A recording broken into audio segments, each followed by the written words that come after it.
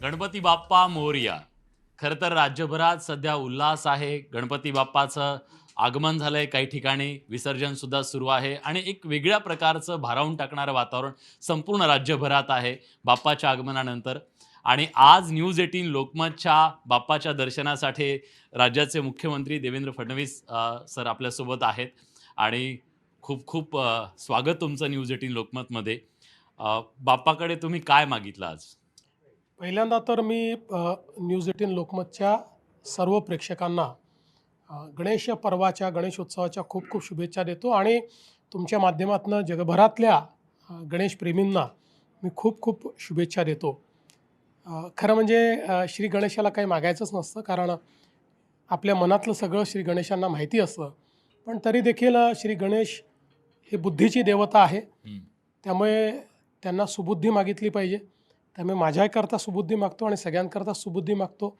सन्मार्ग हा त्यांना मागितला पाहिजे, त्यामुळे मीही सन्मार्गाने चाललो पाहिजे आणि इतरही सन्मार्गाने चालले पाहिजे असं मागणं मागतो. आणि त्यासोबत ही समृद्धीची देवता आहे, कारण आपण कुठल्याही गोष्टीची सुरुवात म्हणजे श्री गणेशा करतो. हो. त्यामुळे मला असं वाटतं की सर्वांच्या सुखसमाधान आरोग्य ऐश्वर्याची श्री गणेशा ही गणेशाच्या आशीर्वादाने व्हावी अशी त्यांच्या चरणी प्रार्थना आहे. बाप्पा विघ्नहर्ता आहे आणि सध्या राज्यातल्या अनेक भागांमध्ये अतिवृष्टीची बातमी आलेली आहे. खूप ठिकाणी पाऊस पडला आहे. शेतकरी थोडासा पुन्हा एकदा संकटात आहे.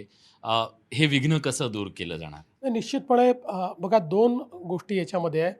पहिले एका गोष्टीचं समाधान आहे की भरपूर पाऊस पडलेला आहे, सगळी धरणं भरलेली आहेत आणि 80% शेती हं. ही अतिशय चांगल्या प्रकारे त्या ठिकाणी पिकांची परिस्थिती आहे.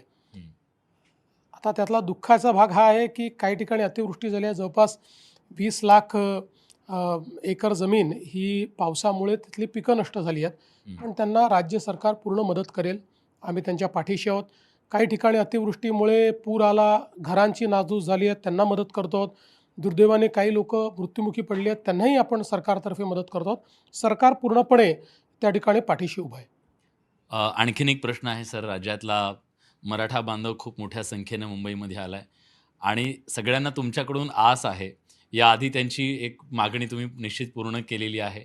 पण पुन्हा एकदा अजून एक नवी मागणी घेऊन तुमच्याकडे आले. मुळामध्ये आपण जर बघितलं तर मराठा समाजाकरता जे काही निर्णय झाले 2014 पासून 2025 पर्यंत, जेव्हा आमचं सरकार होतं तेव्हाच झालेले निर्णय आहेत.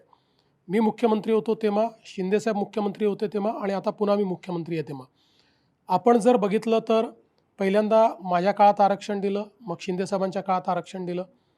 आपण त्या ठिकाणी सारथीसारखी एक संस्था तयार केली की ज्या संस्थेच्या माध्यमातून आज IAS IPS MPSCमध्ये मराठा तरुणांचा टक्का आपण वाढवला. शिक्षणामध्ये आपण फी प्रतिपूर्ती सुरू केली, त्यामुळे उच्च शिक्षण सोपं केलं. परदेशी शिक्षणाकरता शिष्यवृत्ती दिली.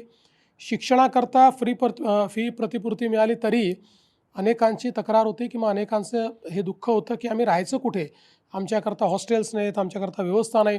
त्याकरता आपण पंजाबराव देशमुख निर्वाह भत्ता योजना सुरू केला. 60,000 रुपये राहण्याकरता देखील आपण त्या ठिकाणी देणं सुरू केलं.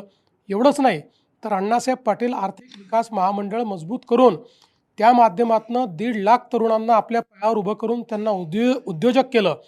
13,000 कोटी रुपयाचं बिनव्याजी कर्ज आपण त्यांना दिलं. आज ते नोकरी मागणारे नाही, नोकरी देणारे झाले. हं. त्यामुळे आपण जर बघितलं सातत्याने या गोष्टी आपण केलेल्या आहेत. आता ज्या काही मागण्या समोर आलेल्या आहेत त्याच्यावरही आम्ही सकारात्मकतेनं प्रयत्न करतो आहोत. हं. पण कुठलीही मागणी मान्य करायची तर ती कायद्याच्या चौकटीत मागणी मान्य करता येईल. हं. आता सरसकट सगळ्यांना सर्टिफिकेट द्या, आता हे कुठल्याच कायद्यात बसत नाही आहे. आता त्याच्या संदर्भात आपण स्वतःही बघितलं की हायकोर्ट आणि सुप्रीम कोर्टाने ऑलरेडी हं. त्या संदर्भातला निर्णय दिलेला आहे. हो. आता त्याच्या विरोधात जाऊन फक्त खुश करण्याकरता आपण एखादा निर्णय घेतला तर तो टिकणार आहे का? तो टिकू शकत नाही. त्यामुळे मग आजचं उद्यावर टाळून उद्या फसवणुकीची भूमिका उभी करायची हे राज्य सरकार करणार नाही. त्यामुळे राज्य सरकारचा प्रयत्न आहे की आपल्याला त्यातनं सकारात्मक मार्ग काढायचा आहे, पण तो कायदेशीर देखील काढायचा आहे.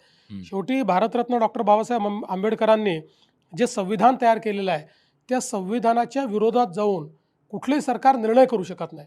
निर्णय संवैधानिक असला पाहिजे, तो कायदेशीर असला पाहिजे आणि तो कुठल्या दुसऱ्या समाजावर अन्याय करणारा असू नये, हेही महत्त्वाचं आहे. आज महाराष्ट्रामध्ये काही लोकांचा प्रयत्न आहे की दोन समाज एकमेकापुढे उभे राहावे.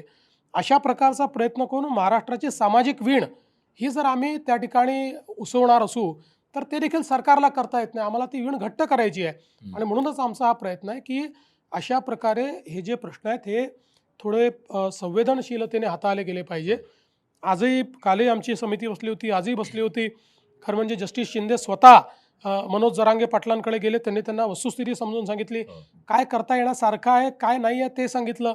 त्यांचा आग्रह होता आत्ताच करा, इथेच करा. तर काही गोष्टी तशा नसतात, त्याला प्रक्रिया असते, त्या प्रक्रिया पूर्ण कराव्या लागतात.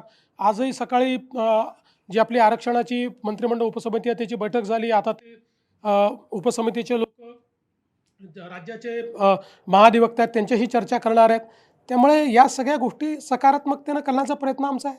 नक्कीच सर. अतिशय संवेदनशील असा हा विषय आहे आणि संवेदनशीलतेनं तो हाताळत असताना सगळ्यांचं समाधान करून हे जे सगळे मराठा आंदोलक आले सुरक्षितपणे घरी जातील अशी आशा करूया आणि खूप खूप शुभेच्छा तुम्हाला. धन्यवाद. बाप्पाने जशा सगळ्या इच्छा तुमच्या पूर्ण केल्या, पुढच्याही सगळ्या इच्छा पूर्ण करू आणि महाराष्ट्राला अधिक विकसित करण्यासाठी तुम्हाला शक्ती मिळो यासाठी खूप Thank you. शुभेच्छा सर तुम्हाला. खूप खूप आभारी आहे. Thank you so much.